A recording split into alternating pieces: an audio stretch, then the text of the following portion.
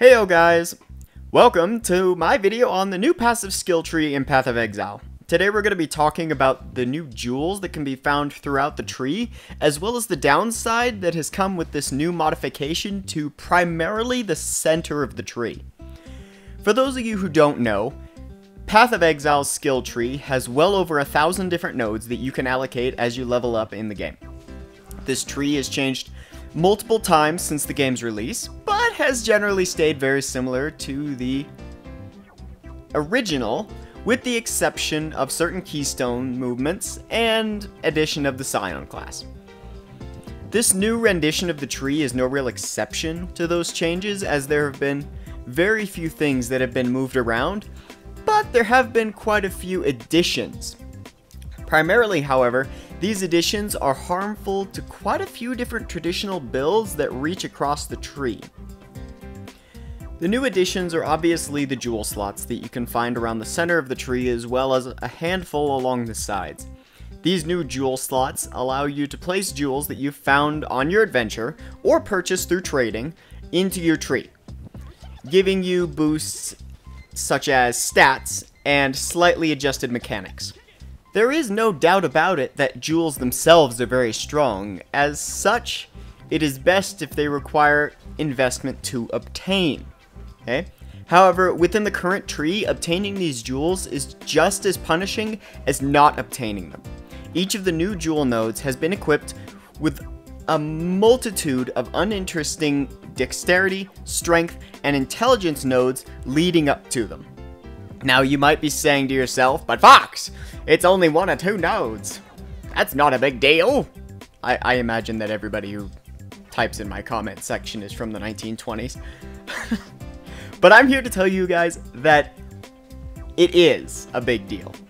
And certain builds that used to rely on stretching across the tree in order to reach nodes that were required for the build now have had their point values increased a considerable amount. Let's take this Flicker Strike build for example. As you can see, this build starts at the Shadow and procures multiple nodes, including Chaos Inoculation, Ghost Reaver, as well as a much further talent known as Vow Pact.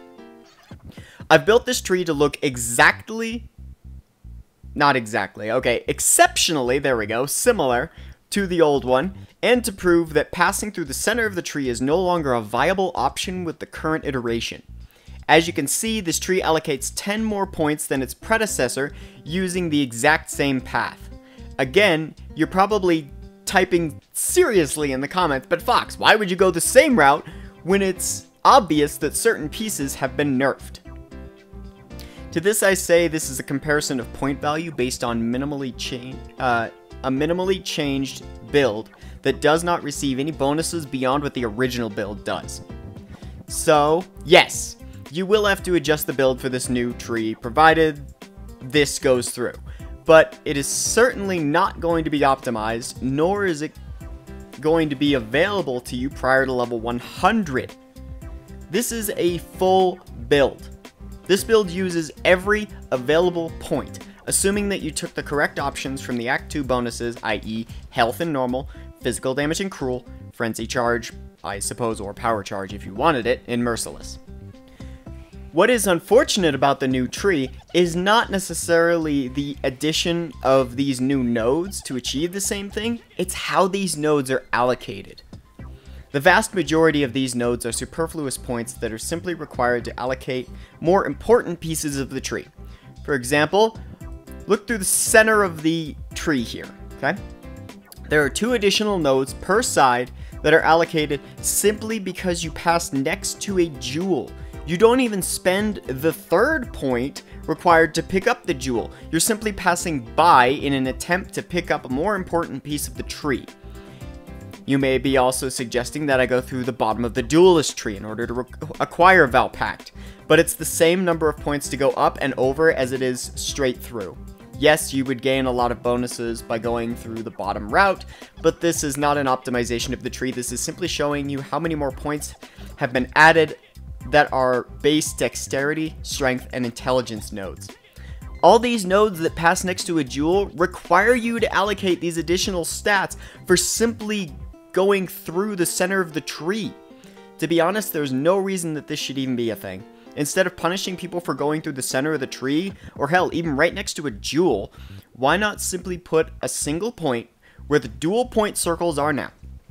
Then put an additional point in front of the jewel to put an opportunity cost on anyone who wishes to allocate this jewel. Why punish people for passing instead of punishing those who actually wish to acquire the stats that can be gained from each jewel? Opportunity cost here is a big deal. No build should be acquiring over 300 dexterity without gaining dexterity from items that you have on. It's criminally inefficient, and quite a bit of that dexterity is simply because you need to pass by a jewel. Unfortunately, I can't say that it's just the center of the tree that is using a ton of these points, however. Though the majority of the wasted points are in the middle, or on the way to the middle. Look here at this jewel. Notice how many irrelevant points it is surrounded by. A minimum of 3 to 4 points need to be allocated in order to get this jewel. That's enough to receive over 120% crit. 2 frenzy charges or 2 power charges with the new tree and forcing you to go through irrelevant duration nodes in front of power charges. I know that jewels are pretty dang strong, and especially if you're able to get your hands on something like an intuitive leap, so that you could get points into everything surrounding this. However, that's the only way you would be able to make this even somewhat efficient. And at that point, the amount of points that you're spending does not make up for the amount that you would gain after spending an additional 2 points to get the surrounding heavy nodes that are in intuitive leap range. And that's assuming you even need them both.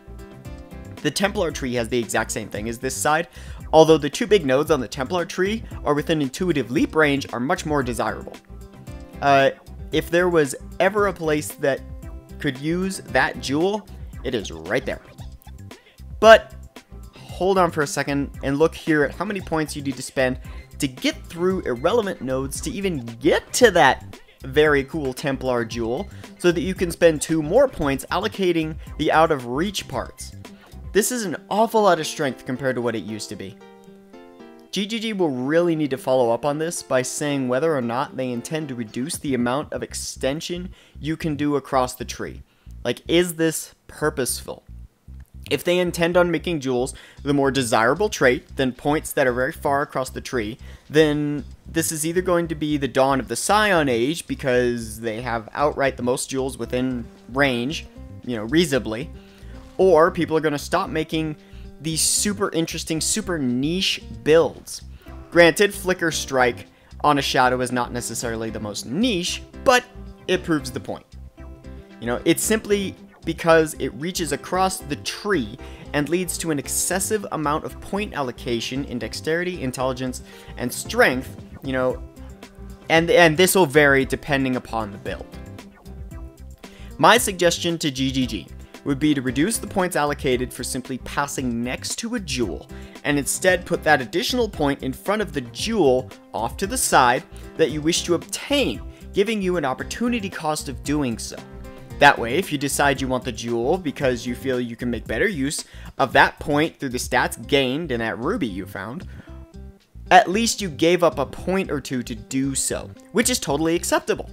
These jewels can be amazing. However, deciding that you don't want a jewel and being punished for simply passing next to it reduces build diversity a considerable amount. This Flicker Strike build does not extend foolishly far. It acquires every node that is necessary for a Chaos Inoculation build to function properly, assuming that Life Leech and whatnot are still the same since that information has not been released. GGG, I encourage you to use these jewels because I think they're a very cool mechanic that could lead to some very interesting things. However, I'm a firm believer that the opportunity cost for taking a jewel should not be forced upon people who simply wish to pass by on their way to something they consider more important. So there you go, guys. These are my thoughts on the new tree as far as allocation of these jewels go. And I realize that this build would no longer take Ondar's Guile, and would likely no longer take Vault Pact, simply on the grounds that both are likely to be nerfed in the situations they were designed for. And Ondar's Gal was far too strong with 0 downsides, so obviously, you know, being a melee and having less melee mitigation is not a good thing. A new and optimized version of the build would likely include more energy shield nodes to make up for what was lost in the transition, and you would likely go through the duelist tree in order to avoid all the superfluous nodes now up near the center of the tree. However, I'd love to hear your guys' thoughts on what this tree should look like. Not necessarily this one, but a correct tree that doesn't punish you for passing next to a jewel. Leave a comment in the section below, and I'll be sure to read through them and see, you know, what you guys think as far as like reaching across for important nodes. If you like what you heard in this video, toss me a like and or a subscribe if you want to hear more information on Path of Exile and all sorts of other games. I'll be doing as much as I can in the Path of Exile beta, you know, when I can get my hands on it and when I can sit down and do something. So let's make Path of Exile, guys, the best ARPG out there. Thanks for watching, everyone, and we'll catch you later.